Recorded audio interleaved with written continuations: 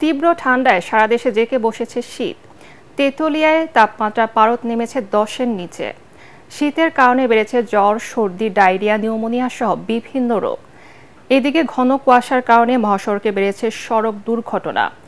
সকালে ঢাকা মাওয়া এক্সপ্রেসওয়েতে যাত্রীবাহী বাসসহ বেশ কয়েকটি যানবাহনের সংঘর্ষে একজন নিহত হয়। জেলা প্রতিনিধিদের পাঠানো তথ্যচিত্রে বিস্তারিত জানাচ্ছেন মুশফিকুর রহমান। অনেকের কাছেই শীতের দিন মানেই মিষ্টি রোদে এক কাপ গরম চা, আবার কারো কাছে জীবন জীবিকার প্রয়োজনে কুয়াশার চাদর ভেদ করে ছুটে চলা। শহরে বসে শীতের প্রকোপ ততটা বোঝা না গেলেও দেশের উত্তরাঞ্চলের চিত্রটা একেবারেই ভিন্ন। আবহাওয়া অফিস জানিয়েছে, পঞ্চগড়ের তেঁতুলিয়ায় তাপমাত্রা নেমেছে 9.4 ডিগ্রি সেলসিয়াসে।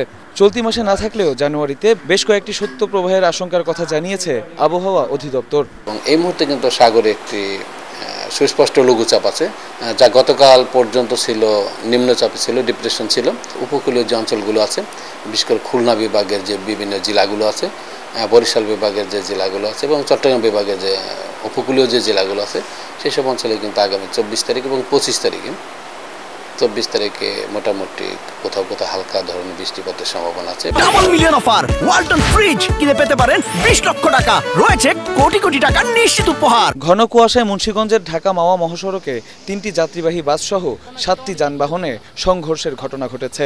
এতে চালক সহ আহত হয়েছে বেশ কয়েকজন। সকাল 7টার দিকে মহাসড়কের শ্রীনগর উপজেলার ছনবাড়ি এলাকায় এই দুর্ঘটনা ঘটে। পরে শ্রীনগর উপজেলা স্বাস্থ্য কমপ্লেক্সে চিকিৎসাধীন অবস্থায় ফরহাদ নামে একজন চালকের মৃত্যু হয়। ঘন কুয়াশা আর কনকনে শীতে কাবু হয়ে পড়েছে চলনবিল অধ্যুষিত নাটোর অঞ্চলের মানুষ। সকালে শীতের তীব্রতা থাকলেও বেলা বাড়ার সাথে সাথে কমছে শীতের দাপট। সন্ধ্যায় আবারও নামতে থাকে পারদ। গরম কাপড় না থাকায় বিপাকে ছিন্নমূল ও নিম্ন আয়ের মানুষ। এদিকে গাইবান্ধায়ও শীতের তীব্রতা বেড়েই চলেছে।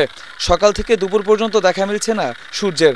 সড়ক ও মহাসড়কে যানবাহন চলছে হেডলাইট জ্বালিয়ে। পাহাড়ি জেলা রাঙামাটিতে কনকনে শীত অনুভূত হচ্ছে। গত রাত থেকে গুড়ি গুড়ি বৃষ্টি হওয়ার কারণে শীত আরও বেড়েছে। এদিকে সাগরের লঘুচাপের প্রভাবে উপকূলীয় বিভিন্ন এলাকায় মধ্যরাত থেকে গুড়ি গুড়ি বৃষ্টি হচ্ছে। শীত ও বৃষ্টিতে চরম বিপাকে দিনমজুর ও রিকশা চালকেরা। বীজতলা ক্ষতির আশঙ্কা কৃষকদের। মুশফিকুর রহমান, এটিএন বাংলা।